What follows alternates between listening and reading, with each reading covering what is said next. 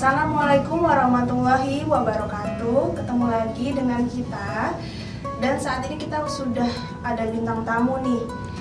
Beliau ini adalah juara MTQ internasional yang ada di Iran. Dan itu membuat kebanggaan dari Indonesia loh guys. Nah, kita langsung aja kita lihat kakaknya ini gimana sih kesehariannya dia coba perkenalkan dulu deh, dibandingkan kalau Mbak yang langsung kan, mendingan perkenalkan diri sendiri. Oke, langsung. Assalamualaikum warahmatullahi wabarakatuh. Perkenalkan, nama saya Zulaikha, biasa dipanggil Zula.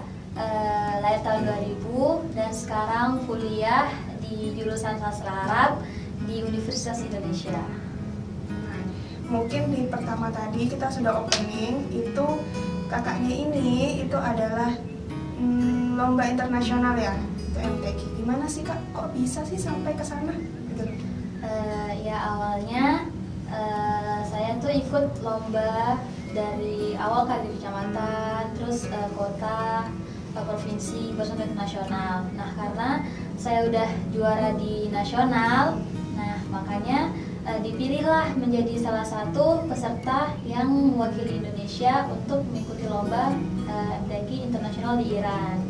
Nah selama di Iran tuh selama seminggu, dan musim di sana tuh musim semi, habis musim salju, dingin gitu masih dingin gitulah. Terus kalau misalnya dari menara tuh kelihatan gitu Kak, kalau gunung-gunung tuh masih ketutupan salju gitu. Iya. Pengalaman banget lah itu Iya, ya. pengalaman pasti. banget dengan melihat sendiri gitu. Gunung tuh tutup salju, gini ya rasanya, gini ya. Ngelihat gunung tuh di depan mata tutup salju gitu kan. Nah, udah selama seminggu, alhamdulillah di sana saya dapat juara 2. Ya alhamdulillah. Walaupun berjuang sendirian, nggak ada pendamping gitu kan. Ya alhamdulillah karena berkat doa orang tua, berkat doa teman-teman, guru-guru juga support dari semuanya, bisa tampil dengan maksimal dan bisa membawa nama Indonesia di kancah internasional gitu. Intinya adalah membawa nama besar Indonesia tuh semakin harum gitu kan di kancah internasional. Oke. Karena kita sedang membahas tentang perguruan tinggi negeri ataupun dunia perkuliahan, sekarang kita langsung aja kita bahas tentang gimana sih kesehariannya kakak ini di Universitas Indonesia ya. Oke, kita langsung pertamanya itu gimana sih kesannya Zula itu masuk UI, itu rasanya gimana sih?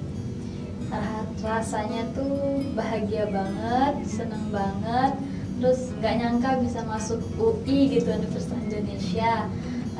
Ya pertama kali masuk sana nggak terlalu ini sih kan, nggak terlalu culture shock gitu sih kan, karena di Batam ini kan juga kota industri, juga udah perkotaan, jadi kita nggak terlalu merasa ada perbedaan gitu kan dengan di Jakarta. Juga di sana tuh yang beda tuh udaranya, udara di sana dengan di Batam tuh, di sana tuh lebih banyak polusinya gitu. Jadi waktu kita nafas tuh kayak ngerasa lebih berat aja gitu, kayak banyak polusi yang masuk gitu. Padahal di Batam aja itu udah polusinya udah mungkin juga kita banyak tinggi gitu kan. Ternyata di Jakarta mungkin lebih banyak lagi ya. Juga kalau di sana tuh dari segi bahasa, nah dari segi bahasanya sih lo gue gue gitu. Unik sih. Jadi lama-kelamaan di sana kayak kita ngikutin bahasa sana. Kak, lo mau kemana sih? Gue mau ke kantin nih, ikut gak? Gitu kan. Kalau misalnya di sana kita pakai bahasa aku kamu, itu kayak kita tuh udah mau kenal lebih deket gitu loh. Kalau bahasa terlalu resmi aku kamu gitu iya ya. gitu. Terus di sana juga orang-orangnya sih biasa-biasa aja sih, sama kayak kita aja. Juga di kampus teman-teman Zula banyaknya Jabodetabek, jadi nggak terlalu banyak yang dari luar Jawa gitu. Kalau untuk yang dari Batam di angkatan Zula cuma Zula aja atau? Iya, cuma Zula ya, cuma Zula. Sama di sekarang juga sih, Iya. cuma mungkin sejurusan cuma ada kakak kali ya gitu kan dari Batam, karena langka banget gitu orang Batam biasanya tuh langka ke Jawa sih biasanya. Oke, Kalau misalnya masuk perguruan tinggi negeri itu kan biasanya ada 3 jalur ya. Iya, Itu ada jalur.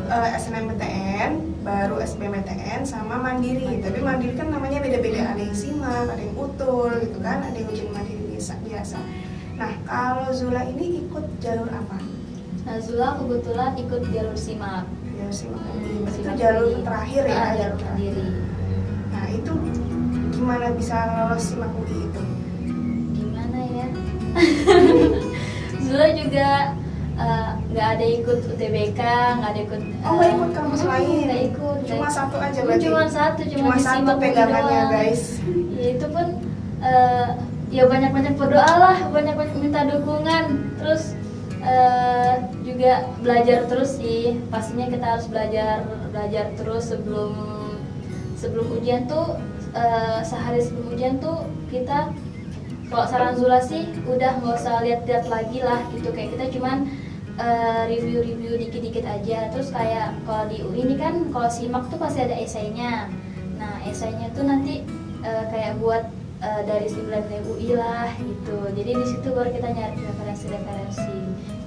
Jangan terlalu dipikirin banget sih Kak kalau menurut Zula. Jadi kalau kita terlalu stres di awal, nanti tiba ngerjainnya tuh Ngeblank gitu ya, gitu, ngeblank. iya, ngeblank.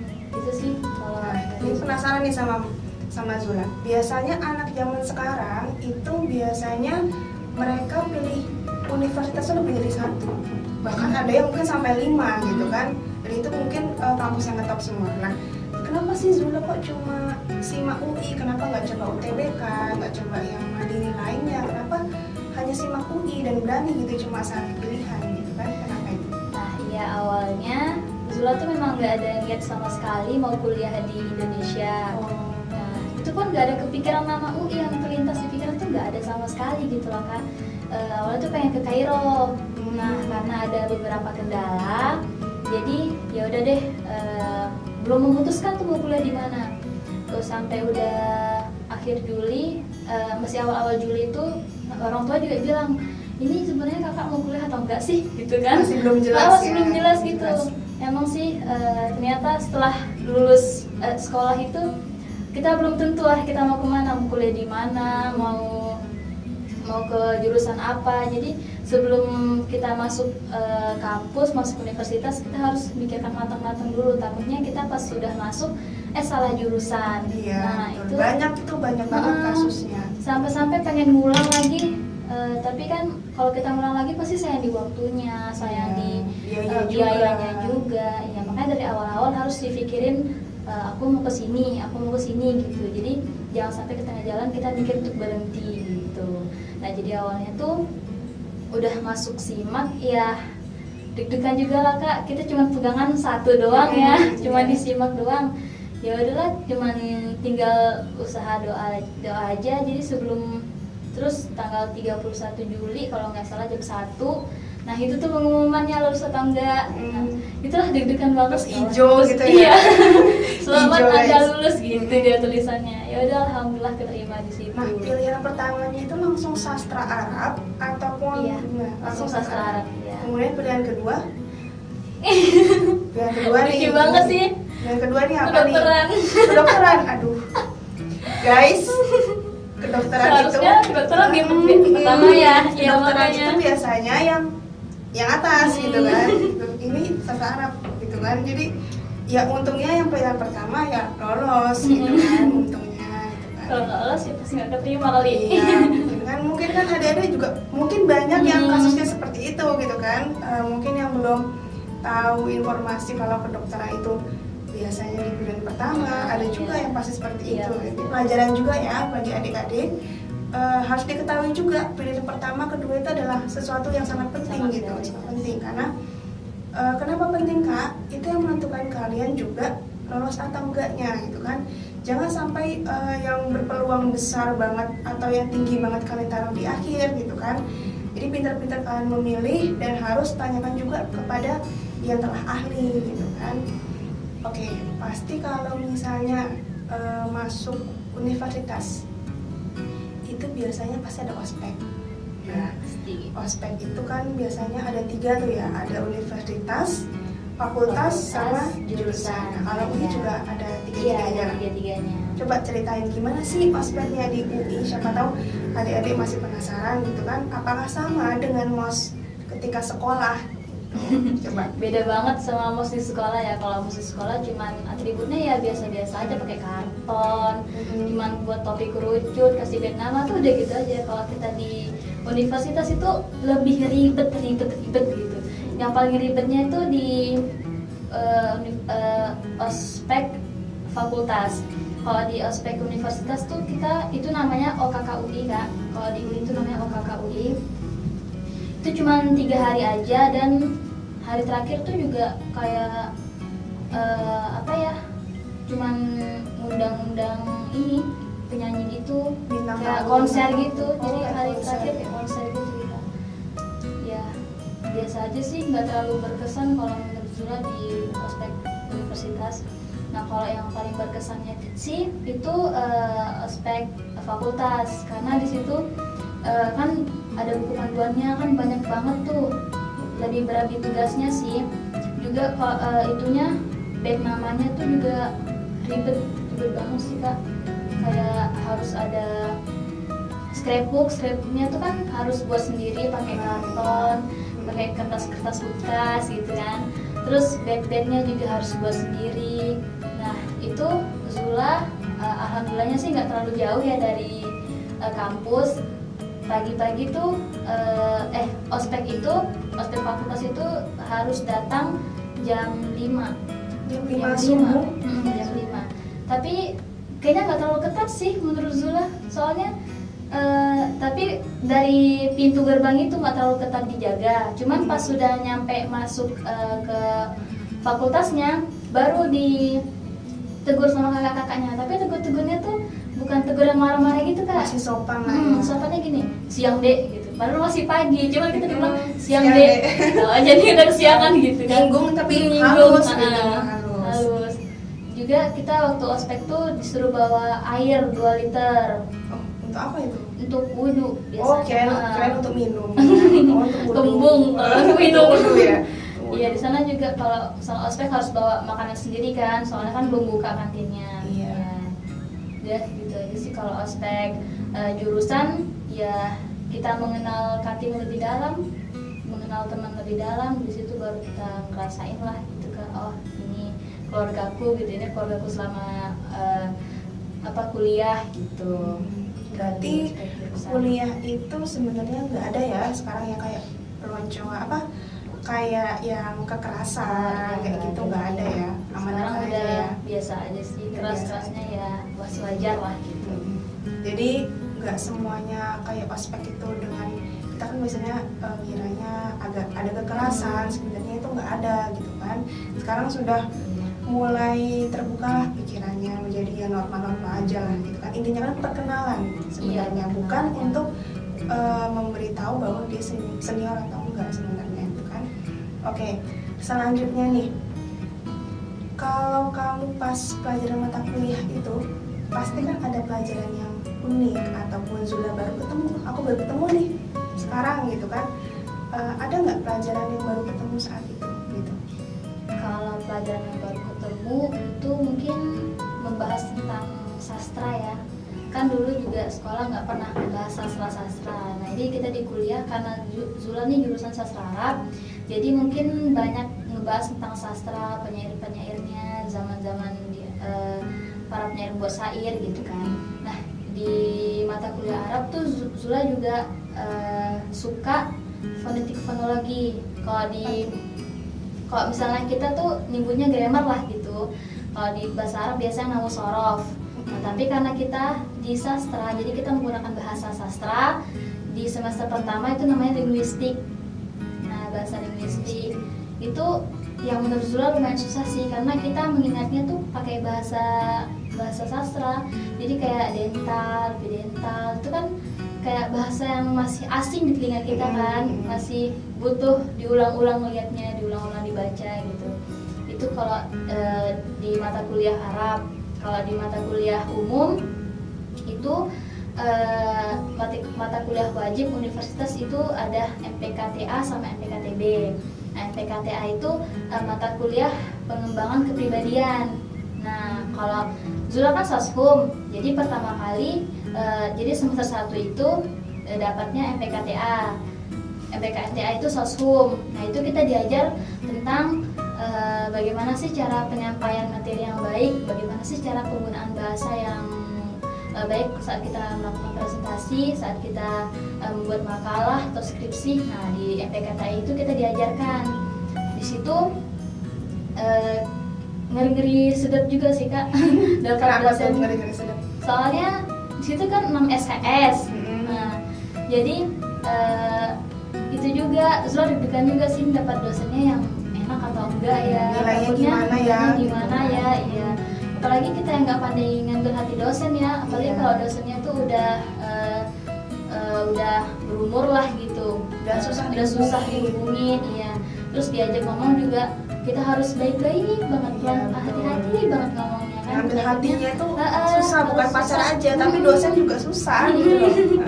Terus ya udah sih, alhamdulillah lah, semester 1 udah selesai. Terus semester 2 di MPKTB-nya lagi. MPKTB-nya itu pelajaran tentang saintek.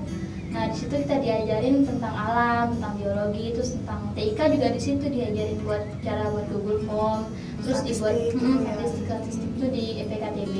Nah, ya udah sih sama aja sih MPKTA sama MPKTB tuh 6 SKS, ya itu yang paling ditakutin sama mahasiswa sih. Sebenarnya kalau kita bisa menyampaikan materi dengan baik, itu nggak apa-apa sih, santai aja.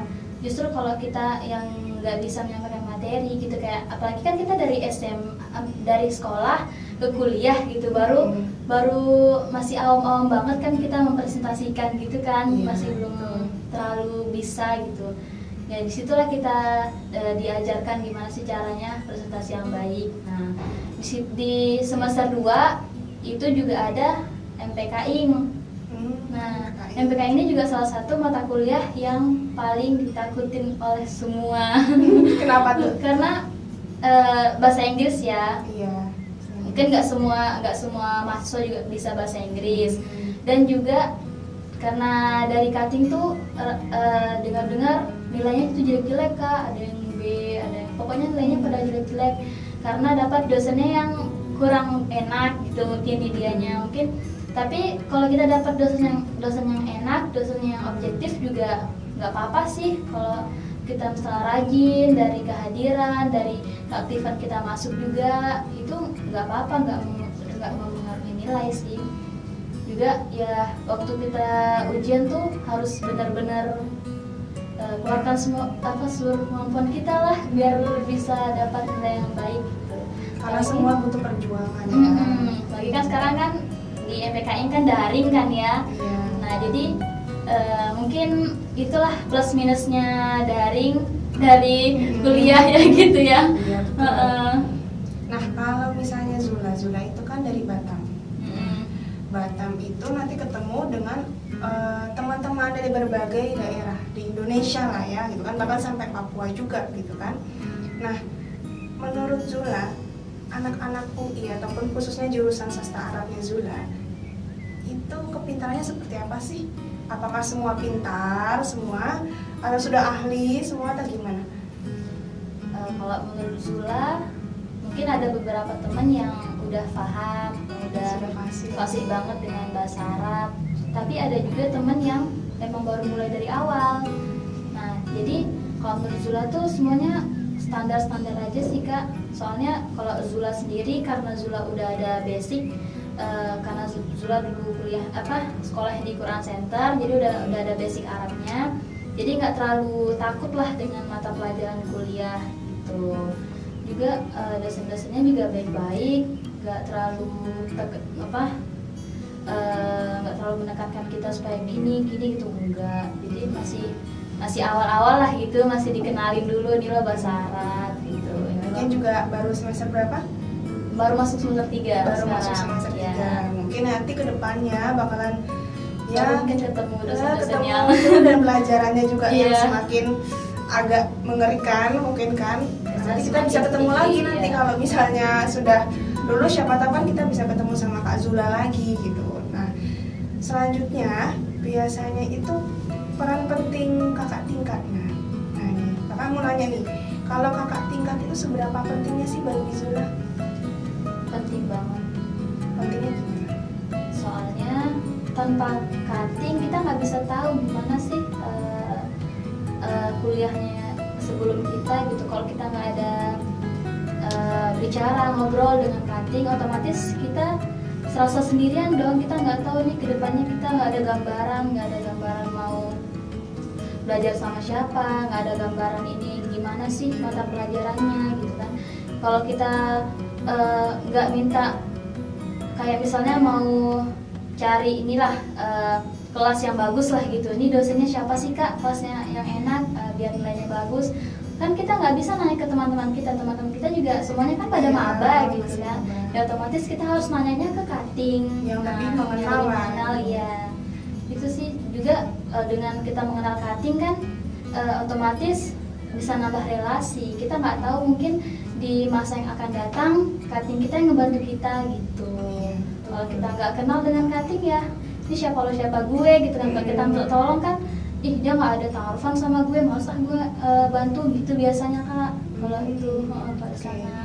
Kalau cutting itu memang sebagai media informasi bagi kita gitu kan. Bukannya kita memanfaatkan mereka, cuma mereka memang salah satunya media informasi yang bisa kita percaya gitu, karena mereka sudah melalui yang belum kita Masa-masa lalui kita, gitu iya. kan. Mereka sudah mungkin bisa aja dosennya berbeda, tapi kan mereka punya gambaran bagaimana perkuliahan di sana, bagaimana perkuliahan kedepannya seperti apa. Jadi diusahakan kita harus dekat dengan cutting gitu, iya. tapi dekat dalam arti Standar lah, standar jangan- pembelajaran, bukan cutting yang PDKT atau gimana, bukan ya, bukan. Oke, sekarang mungkin nih agak sensitif kayak hati wanita gitu kan. Jadi IPK nih. Nah, Wah, IPK tuh sensitif gak sih kalau di UI gitu kan? Biasanya kalau dulu itu kamu ranking berapa, kalau SMA ya kamu ranking berapa, tapi kalau kuliah kan nggak ada ranking. iya nggak ada ranking. Kalau di UI itu bisa belak-belakan nggak sih kalau IPK kamu berapa? Nggak, IPK nggak bisa berapa? belak-belakan. Nggak bisa belak-belakan. Kayak teman aja, IPK lu berapa sih? Yang penting segini lah gitu, nggak nyebutin angka pastinya. Soalnya juga malu gitu, mungkin nanti dikira sombong atau dikira kan pandangan orang juga beda-beda ya kak ya. Mending kita nyembunyiin aja sih. Yang penting selalu belajar aja, ngelihat IPK orang tinggi ya kita harus ngejar lah, jangan diam Mereka aja bisa, gitu. kenapa kita nggak bisa? Kenapa nggak gitu bisa kan. gitu. IPK-nya, ngomong IPK nih kan, IPK-nya Zula kira-kira dari semester 1, 2 itu gimana sih, kisaran berapa? Alhamdulillah masih di atas 3,5 lah. Wih, kumlot berarti ya? Iya, alhamdulillah. UI Mudah-mudahan sampai kumlot akhir. gitu. Aduh, semoga sampai akhir sarjananya kumlot, amin. Nah, selanjutnya tadi kan kita sudah bahas tentang perkuliahan. Sekarang Mbak Kepun tentang kos-kosan, karena kos-kosan itu merupakan hal yang penting juga kalau di perkuliahan kan.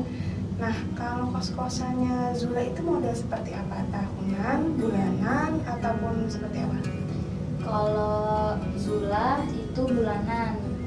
Nah, tapi karena Zula pondok, jadi kos-kosan itu kerjasama sama pondok. Dan Zula ngajar juga kan di pondok itu, jadi Zula nggak bayar. Nah, jadi dikasih tempat tinggal dan Zula ngajar gitu. Oh, jadi bayarannya Bayarnya dengan dengan mengajar ngajar, itu. iya. Mengajar itu mengajar apa? Tahsin Itu untuk untuk Kelas SMP. SMP. Iya, SMP sama SMA. Itu tiap hari atau Enggak, kalau 2 kali seminggu. oh 2 kali seminggu, berarti tidak terlalu mengganggu jam kuliah sebenarnya ya. Nah, Zula ini ikut organisasi nggak atau apa? Ikut, tapi ikutnya waktu semester 2. Soalnya semester 1 masih ngambang kan, masih nggak tahu masih waktunya milih-milih lah ya, ya. masih milih ya. Tapi Zul cuma milih yang di fakultas aja, belum milih yang di universitas. Di fakultas tuh Zula milih yang lembaga dakwah sih. Soalnya kita juga takut ya dengan pergaulan di sana kan, kayak harus lebih hati-hati. Dan juga Zula Zula ikutin 2 organisasi. Yang pertama tuh yang lembaga dakwah itu formasi sama koperasi. Nah, dengan organisasi, kalau organisasi kan pasti ada rapat. Rapat itu dari bisa aja sampai tengah malam gitu kan tentang rapat. Terus saking mengajar, terus kuliah masuk pagi, pulang sore itu, terus ada kegiatan lagi pondok biasanya gitu kan. Kadang-kadang teman Mbak juga ada yang di pondok dan itu memang kegiatannya full gitu kan. Nah, apalagi Zula mengajar gitu. Bagaimana sih membagi waktunya antara kesemuanya itu? Kita harus ada apa yang kita prioritaskan. Nah, kalau Zula sendiri sih lebih memprioritaskan ngajar. Nah, jadi sebelum mungkin kita mau ikut organisasi ya, tapi kita juga takutlah nanti nggak bisa ngajar atau takutlah nanti keteteran gitu. Ya, solusinya ya kita harus pandai-pandai bagi waktu. Juga sebelum organisasi itu kita harus bilang dulu ke anggotanya. Misalnya saya tuh nggak bisa terlalu memprioritaskan ini, jadi soalnya saya ada kegiatan lain gitu kan. Itu kan juga supaya kita nambah pengalaman juga dengan masuk organisasi, juga biar kita nggak terlalu dibebankan Kak sama anggotanya gitu, biar nggak terlalu dikasih beban yang berat gitu, biar nggak dikasih misalnya PJ atau jadi PJ kegiatan PJ gitu kegiatan. ya. Karena PJ kegiatan itu tanggung jawabnya besar sekali gitu kan. Kalau misalnya kita ngerasa berat tuh kasihan juga anggotanya gitu kan. Jadi lebih baik mungkin terbuka di awal. Nah, kalau tadi kan Kak Zula itu kan pondok, berarti tidak membayar tempat tinggalnya. Nah, mungkin ada nih teman-teman yang di sini yang masih bingung tentang kos-kosan di UI. Nah, siapa tahu kan Kak Zula punya temen yang ngekos, ataupun biasanya nih ada juga yang ngontrak itu jadi satu rumah, biasanya tahunan ya kalau kayak gitu ya, tahunan itu beramai-ramai, bisa aja dengan teman sejurusan atau kakak tingkat, adik tingkat gitu kan. Siapa tahu Kak Zula tahu kisaran harganya kos-kosan di UI kan dari berapa sampai berapa kira-kira? Kalau di UI itu pasti tergantung dengan jarak ya Kak. Kalau semakin dekat ya semakin mahal gitu. Jadi kisarannya 500 sampai 1 juta lah Per bulan ya? per bulan ya kalau kos-kosan. Teman Zula juga ada sih yang 600. Tergantung kita nyari kos-kosannya itu enak atau enggak sih Kak. Kadang untung-untungan gitu loh, ada yang mahal tapi nggak ada fasilitas, ada yang murah lengkap fasilitasnya gitu. Tapi kalau di sana rata-rata kalau yang ada AC-nya itu rata-rata 1 juta ke atas lah. Kalau nggak ada AC itu untuk per bulannya ya. Kalau yang ngontrak, siapa tahu ada adik-adik yang ngontrak gitu kan. Kontrak itu berapa ya? 19 juta tapi itu 5 orang. Itu udah serumah lah ya, udah serumah. Zula juga ada cutting sih, dia ngontrak itu kan 19 juta Kak. Tapi cuma 2 kamar, tapi boleh 5 orang. Oh. Tergantung dari ibu kosnya juga ya. Boleh ditempatin dengan berapa orang gitu kan. Apalagi kalau cowok ya, kalau cowok kan bisa tidur di mana saja gitu kan. Mungkin kalau cowok lebih murah. Nah, kalau dari pondoknya kakak itu sampai ke kampus itu berapa lama kira-kira? Kira-kira 25 sampai 30 menit lah. Jalan kaki. Ya, jalan kaki. Itu lumayan juga ya. Juga, tapi ada iya. transportasi umum nggak kalau di sana? Ada bikun, ada bisnya. Bikun, Bis bis kuning, kuning, iya, bis bis kuning. kuning. Sama Jadi materinya itu kuning. gratis, iya. Bis kuning, gitu kan. Nah, kalau bis kuning itu kita ada bayar atau gimana? Enggak, Bis kuning. itu gratis. Oh, gratis. Memang disediain dari kampus. Oh, berarti nggak ada syarat kayak harus punya ini, punya itu, enggak ya? Semuanya bisa naik. Oh. Malah kadang ada orang dari luar gitu kan naik bis. Oh, orang gitu. luar juga Iya, boleh? Boleh. Wah, tuh, kalau misalnya kalian penasaran sama Bikun, yuk ke UI gitu kan. Mau diterima atau nggak terima, juga boleh kan naik bis Nggak kuning? apa-apa. Boleh semuanya kok naik bis kuning. Selanjutnya kita permasalahannya ini adalah cuaca. Nah, cuaca itu kan kadang ada perbedaan lah biasanya. Kalau di Batam itu biasanya panas, tiba-tiba hujan tidak jelas gitu kan. Kalau di sana itu gimana? Nah, kalau di sana itu cuacanya panas tapi jarang hujan. Oh, jarang hujan. Iya jarang banget, selama Zula di sana mungkin cuma sekali 2 kali. Kan udah 6 bulan di sana. Cuma hujan tuh jarang banget sih. Kalau kita kan di Batam tuh kan hujannya nggak nentu ya, kadang Iya. hujan, kadang panas, karena kan kita dikelilingin laut ya. Kalau di sana kan memang pulau aja, daratan semua kan. Jadi hujannya tuh cuma sekali 2 kali aja selama Zula di sana. Kalau tadi kan udah dijelasin di awal polusi. Nah, polusi itu bisa membuat kita tuh juga nggak enak. Iya. Kan? Dari pernafasan sampai semuanya. Emang polusi di sana itu gimana sih? Polusinya dari di Batam sih lebih parahan di sana. Parah di sana. Lebih parahan di sana. Soalnya kan banyak banget ya PT-PT industri di sana ya. Jadi kerasa banget gitu kan saat kita ngirup udara gitu kan, kayak beda gitu kan. Kalau kita biasa ngirup udara segar kan, pas kita ngirup udara yang banyak polusinya kan pasti kerasa gitu ya di hidung. Betul. Iya, pasti kerasa. Terus di sana cuacanya ya gitu-gitu aja sih, nggak ada biasa. Oke, next. Biasanya ini pertanyaan yang paling penting biasanya. Biaya kuliah dan biaya hedon atau biaya nongkrong ya, biaya nongkrong. Nah, kalau biaya kuliah, nah kita kenal kan kalau UI itu dengarnya itu wah kampus mahal nih, wah kampus orang kaya nih, wah kampus anak-anak terkenal gitu ya. Nah, kalau di sana itu Zula gimana sih biaya kuliahnya? Nah, biaya kuliahnya itu ada 2 pilihan. Nah, jadi sebelum misalnya kita udah keterima di UI, nah kita harus cari tahu dulu tuh Kak, biaya kuliahnya tuh gimana di UI gitu. Jangan asal milih, nanti salah lagi kayak Zula. Gimana tuh? Kok bisa salah? Soalnya kan di UI itu ada 2 pilihan, ada BOPB sama BOPP. Nah, kalau kita nggak mau banyak-banyak syarat, itu pilih aja BOPP, yang BOPP pilihan. Karena itu nggak pakai syarat-syarat lagi, langsung bayar aja UKT-nya. Itu kalau misalnya kalau soshum itu bayarnya 7,5, kalau saintek 10 juta. Nah, tapi kalau Zula pikir-pikir, sayang lah dengan duit sebanyak itu selama 1 semester. Jadi Zula lebih milih yang BOPB yang kelas 6. Kelas 6 itu yang 5 juta.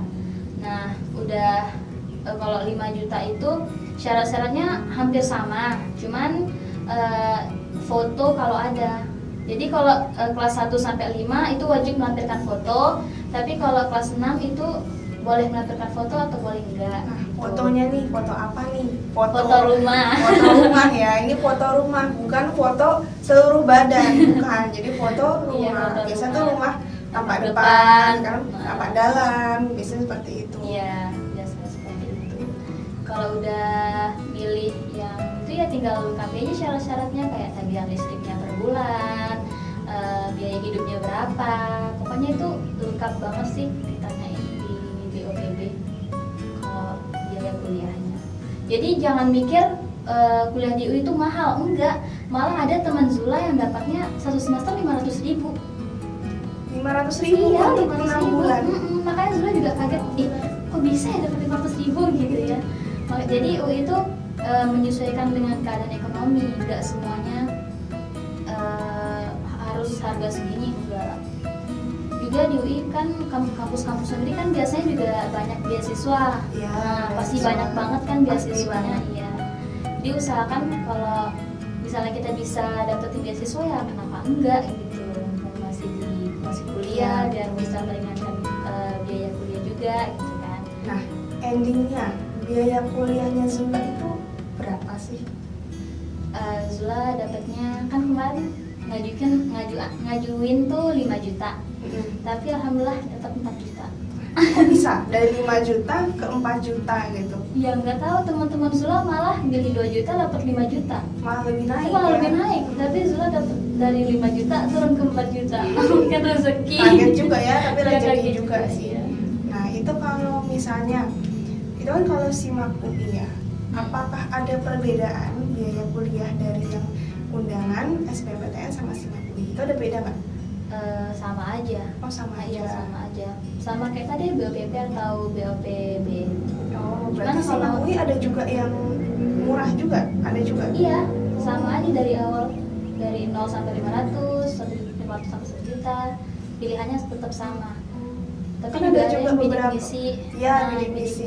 itu Kan ada juga beberapa universitas yang kastanya dibedakan. Kalau Mbak kan di UNES, Universitas Negeri Semarang, itu kayak jalur undangan, SBMPTN sama mandiri itu harganya beda. Beda-beda. Mungkin bisa sampai jutaan bedanya. Tapi walaupun mandiri sih tidak semahal itu sih. Maksudnya masih bisa dinalar lah ya kalau untuk PTN gitu.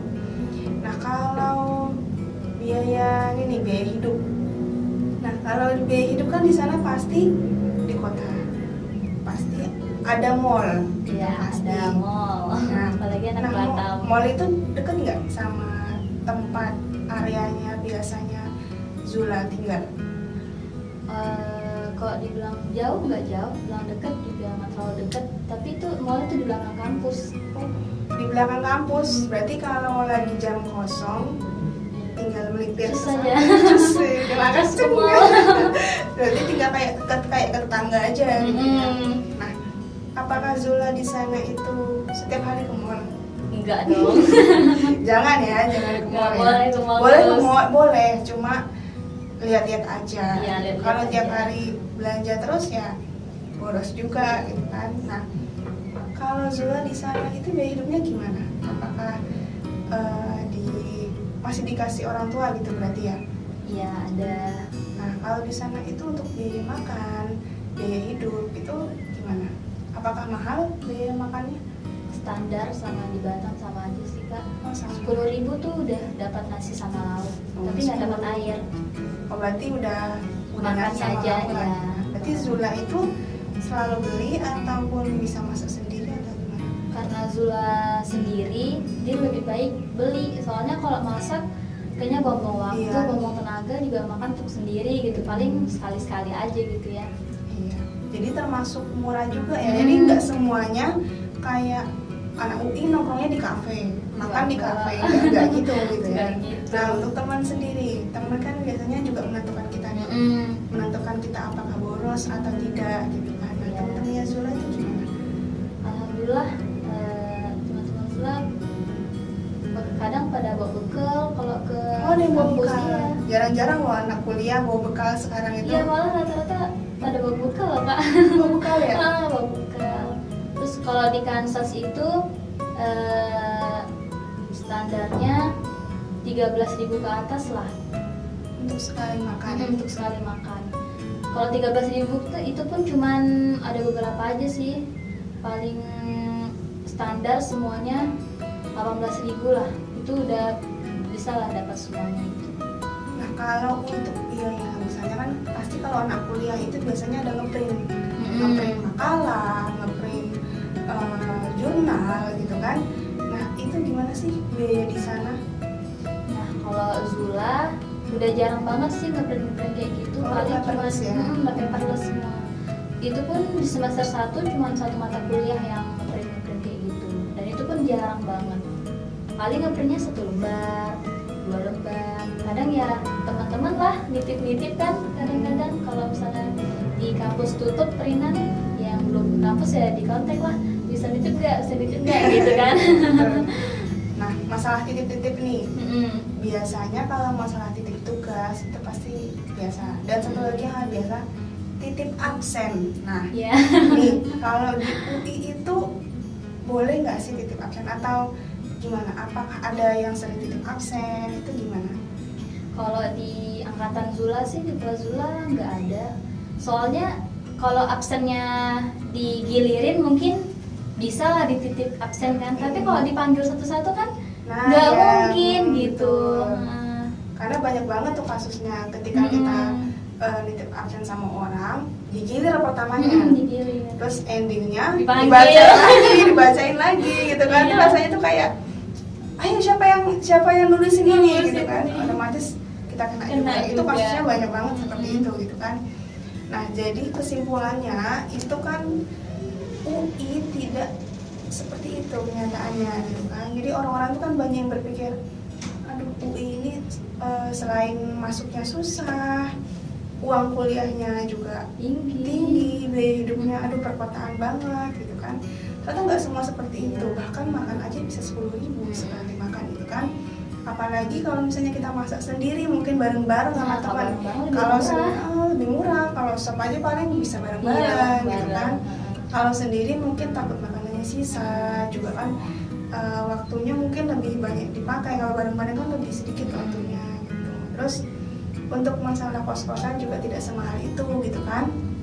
Pintar-pintar kita lah bagaimana cara kita mencari kosan gitu. Apalagi kita sudah semester ke atas aja biasanya udah mulai kenal nih kos-kosan yang murah, yang bagus gitu kan fasilitasnya. Kalau masih mahasiswa baru itu mungkin masih bingung lah, itu wajar. Jadi nggak usah ada penyesalan di awal karena Mbak juga dulu kayak gitu. Jadi mahasiswa baru cuma oh tahu ini langsung aja gitu kan, ternyata mungkin tidak nyaman, itu kan bisa dicari lagi tempat lain gitu kan. Terus masalah kuliah itu juga tidak seberat itulah, tergantung kita enjoy atau enggaknya, bagaimana kita menyikapinya gitu kan. Enggak kita pikir UI pelajarannya susah gitu kan, UI dosennya susah, lulusnya susah gitu kan. Tergantung kitanya juga bagaimana kita menyikapinya bagaimana gitu. Mungkin sekian dari saya dan Zula, semoga bisa bermanfaat bagi adik-adik yang mau masuk UI ataupun PTN lainnya gitu kan. Intinya adalah ikhtiar dan berusaha. Kalau kita ikhtiar aja tapi nggak berusaha, nggak berdoa, ya ngambang aja gitu kan. Jadi semua harus berkesinambungan biar kita mendapatkan hal yang kita inginkan atau sesuatu yang kita inginkan gitu kan. Semangat dulu buat adik-adik.